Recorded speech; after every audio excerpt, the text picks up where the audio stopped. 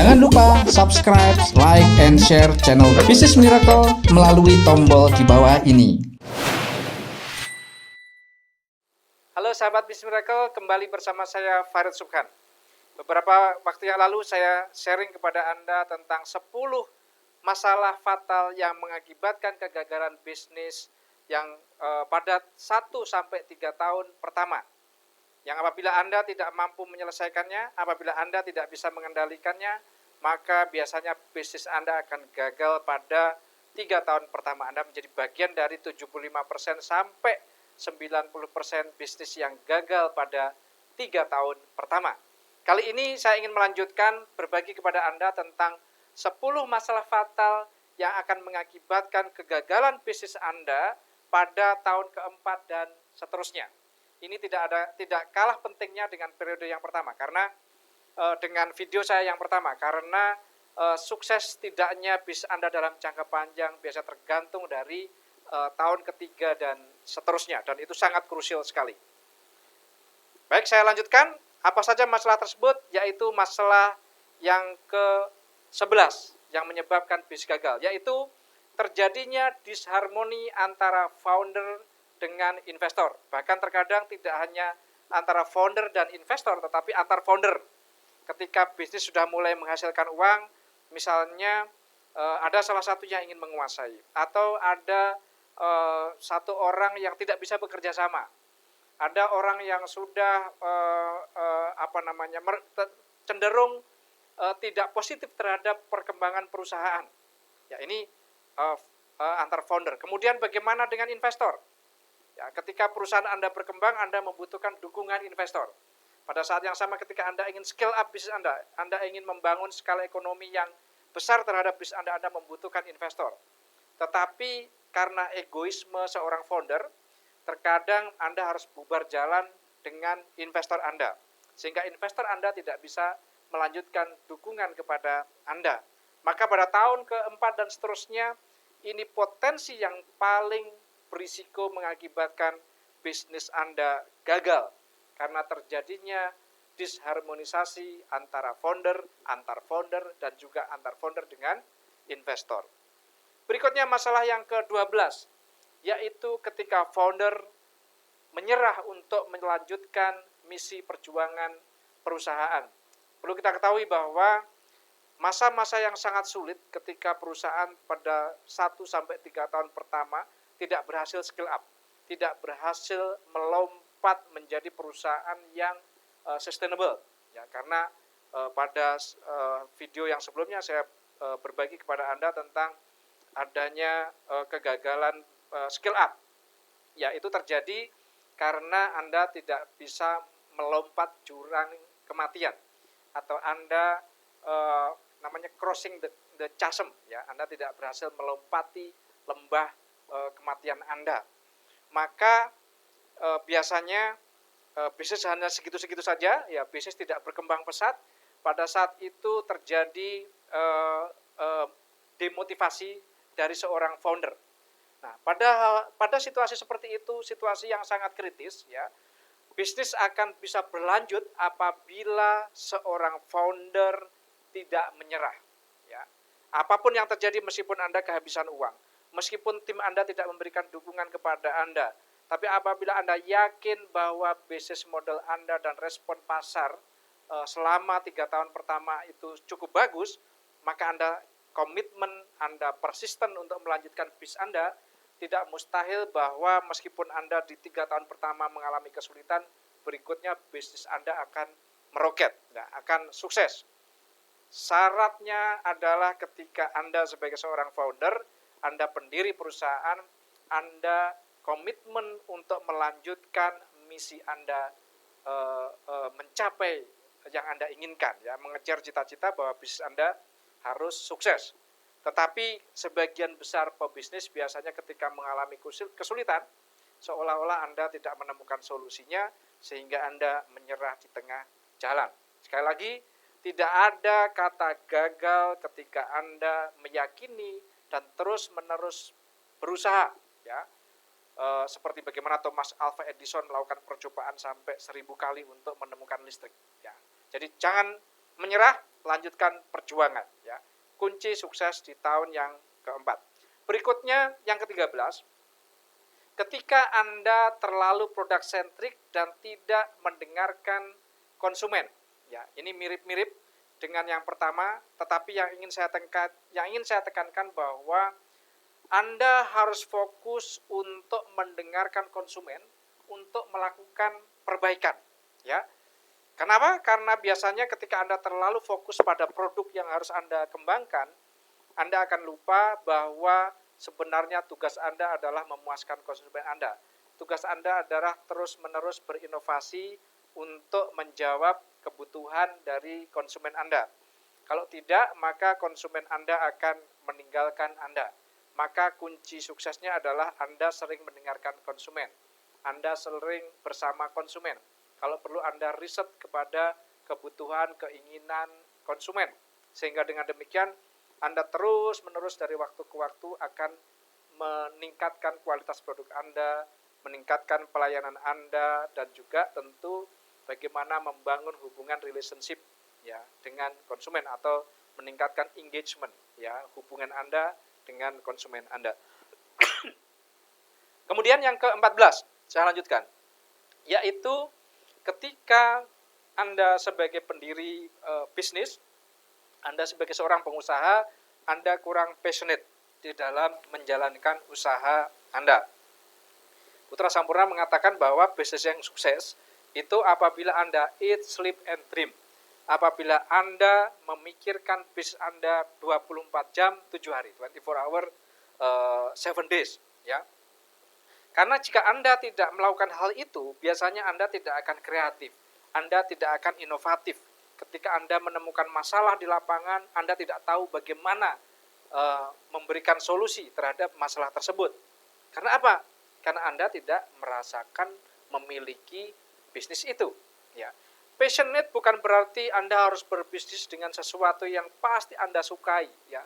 Tetapi Anda harus komitmen terhadap kesuksesan bisnis Anda. Banyak orang yang sukses dalam menjalankan usaha bukan karena dia cinta mati terhadap bisnisnya, tapi karena dia komitmen untuk meraih sukses bersama bisnisnya. Ya. Kemudian yang ke-15 adalah ketika Anda gagal fokus menjalani core bisnis Anda. Ya. Bisnis pemula sering memiliki sumber daya yang terbatas. Apabila Anda tidak fokus terhadap core bisnis Anda, maka Anda akan sulit memaksimalkan sumber daya yang Anda miliki itu untuk meraih hasil yang maksimal. Dan biasanya cukup sulit bagi seorang pengusaha ketika melihat bahwa misalnya core bisnis Anda tidak segera menghasilkan revenue atau uang yang cukup untuk mendongkrak pertumbuhan bisnis, maka ada kecenderungan Anda ingin mencari-cari sumber pendapatan lain. Dan semakin Anda tidak fokus terhadap bisnis Anda, semakin lambat Anda akan menemukan momentum sukses bisnis Anda. Dan semakin banyak waktu Anda yang terbuang, semakin banyak sumber daya Anda yang tidak terkelola dengan maksimal. Maka kuncinya adalah fokus pada bisnis utama Anda. Boleh nggak saya bisnis yang lain? Boleh, asalkan bisnis itu mendukung bisnis utama Anda. Tapi kalau bertolak belakang dengan bisnis Anda, atau sama sekali tidak ada hubungannya dengan bisnis Anda, lebih baik Anda jauh-jauh. Ya, karena itu akan merusak fokus dari bisnis Anda, dan itu tidak akan membuat Anda berhasil. Sahabat Business Miracle, adapun yang ke-16 adalah ketika Anda gagal melakukan pivot bisnis yang profitable. Ya, banyak orang berpikir bahwa model bisnis Anda ini sempurna. Ya, ketika Anda seorang pebisnis, Anda founder, pendiri perusahaan, Anda berpikir bahwa yang Anda lakukan, yang Anda pikirkan itu adalah sebuah kesempurnaan di dalam bisnis. Padahal tidak ada sesuatu yang sempurna kecuali sempurna menurut konsumen. Ya, konsumen terus berubah. Ekspektasi harapan mereka terus berubah. Kebutuhan mereka terus berubah. Kompetisi di pasar terus berubah. Sehingga apabila diperlukan, Anda wajib hukumnya untuk pivot, untuk berubah. Ya. Maka fokuslah untuk berubah menjawab kebutuhan konsumen Anda, kreatif. Ya, Anda bisa berubah secara major apabila memang dibutuhkan, artinya perubahan besar-besaran. Bisa juga berubah kecil-kecilan sesuai dengan kebutuhan pasar. Misalkan, apabila pemasaran Anda sebelumnya dilakukan dengan offline, tetapi pasar Anda kebetulan lebih suka memesan secara online. Jika diperlukan bahwa Anda membutuhkan satu pivot tentang strategi pemasaran, berubah strategi pemasarannya, maka Anda harus berubah. Anda mungkin perlu membuat strategi pemasaran secara digital. Ini penting sekali, ya. Lakukan pivot dengan benar. Apabila Anda gagal pivot, Anda bisa gagal di dalam bisnis Anda. Berikutnya yang ke-17 adalah ketika Anda gagal menarik investor untuk mendukung bisnis Anda. Ini sering terjadi, ya. Anda sudah berencana untuk melakukan skill up bisnis. Anda ingin bisnis Anda tumbuh 100%, tumbuh 200% di tahun yang keempat, tahun yang kelima. Syaratnya apabila Anda mendapatkan dukungan investor, Anda sudah terlanjur investasi di sana-sini. Tetapi ternyata yang Anda tunggu-tunggu, investor tidak kunjung datang. Akhirnya apa yang terjadi? Anda harus mengubur hidup-hidup, Anda kehabisan uang Anda, akhirnya bisnis Anda tidak bisa Anda tumbuh kembangkan. Karena Anda kehabisan bensin. Pada saat yang sama, investor tidak kunjung datang. Jadi Anda harus hati-hati. Strategi pivot harus dipikirkan masa-masa, kemudian strategi penggalangan investor harus dipikirkan masa-masa, dan Anda harus memiliki plan B, plan C apabila yang Anda inginkan itu tidak terwujud. Ya, karena ini critical point. Di tahun yang keempat, apabila Anda gagal karena investor tidak datang, atau Anda salah membuat proyeksi strategi keuangan, maka sayang sekali, ya, bisnis Anda akan menjadi bagian dari 90-95% perusahaan yang gagal dalam 5 tahun pertama. Berikutnya, yang ke-18 yaitu ketika Anda terbelit masalah hukum dan finansial yang sangat rumit, ya. Sering kita dengar satu perusahaan tiba-tiba terbelit masalah hukum dengan pelanggan, dengan supplier, memiliki hutang yang tidak bisa terbayarkan. Akhirnya dia memilih pilot, memilih bangkrut daripada dikejar membayar hutang. Ya, masalah finansial, masalah hukum. Misalkan bisnis Anda adalah bisnis yang legalitasnya ternyata tidak didukung oleh pemerintah. Anda melakukan praktek bisnis yang tidak ada dasar legalitasnya. Maka hal seperti itu Anda harus pikirkan, ya, termasuk apabila bisnis Anda ternyata tidak disukai oleh masyarakat, ya, melanggar norma-norma sosial, melanggar norma-norma agama misalnya. Maka Anda harus pikirkan betul, ya, bahwa tidak ada risiko hukum, risiko legal maupun risiko finansial. Apabila Anda memiliki hutang, Anda juga harus pikirkan bagaimana Anda melakukan pembayaran hutang Anda secara terkelola dengan baik, gitu ya. Apabila tidak, Anda harus pikirkan restrukturisasi dan lain sebagainya.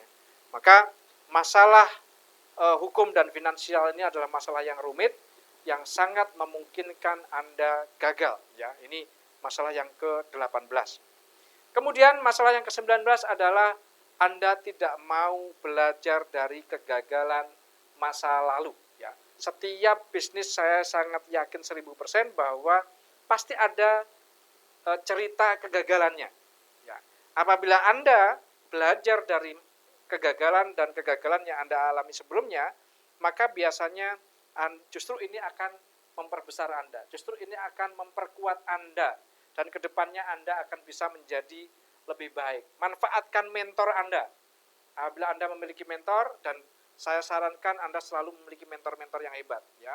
Banyak orang yang sukses di dalam bisnis itu selalu di belakangnya dia memiliki mentor-mentor yang sangat hebat. Jangan sungkan-sungkan Anda ikut komunitas, Anda bertanya kepada mentor yang sangat mengerti tentang bisnis, sangat mengerti tentang inovasi, sangat mengerti tentang marketing, keuangan, IPO, dan lain sebagainya. Karena itulah hal yang sangat penting untuk memperbaiki kesalahan menjadi potensi yang justru mendorong pertumbuhan bisnis Anda.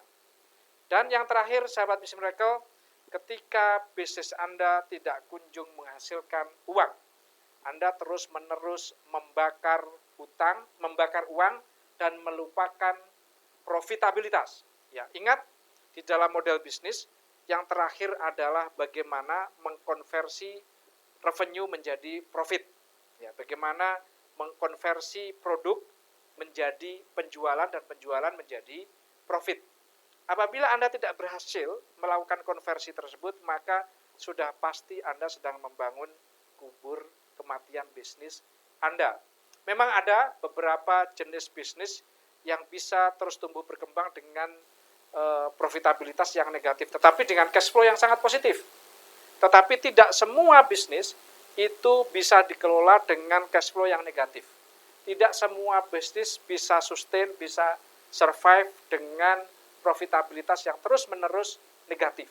Ya, maka Anda harus pikirkan, Anda harus evaluasi tentang model bisnis Anda. Apakah model bisnis Anda berada pada zona yang bisa dimaklumi bahwa Anda negatif profitabilitasnya, net profit marginnya Anda negatif, atau ya Anda boleh saja sebenarnya Anda di situ ya negatif gitu ya. Tapi saya sarankan apapun bisnis Anda harus memikirkan bagaimana meningkatkan revenue secara terus-menerus, dan revenue itu dikendalikan biayanya sehingga menjadi profit. Karena esensi sebuah bisnis adalah mengejar profitabilitas dan pertumbuhan dalam waktu yang tidak terbatas. Ya.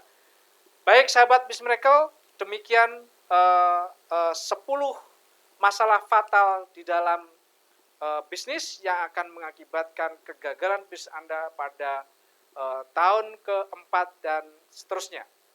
Jangan lupa stay tune terus di Business Miracle, sukses untuk Anda.